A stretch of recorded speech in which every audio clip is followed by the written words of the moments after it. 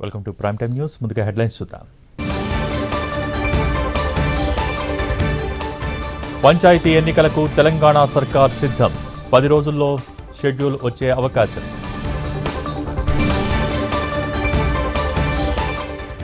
జూబ్లీహిల్స్లో గెలిచింది కాంగ్రెస్ కాదు, మజ్లిస్.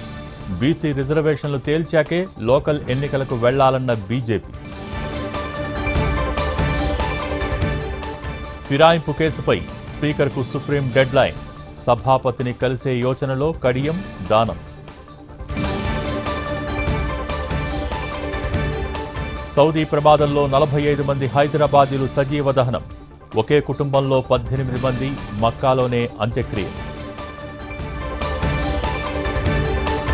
ఐబొమ్మ రవి దగ్గర 21,000 సినిమాలు, 50 లక్షల మంది డేటా సవాల్ చేస్తే ఏమవుతుందో చూపించామన్న సిపి.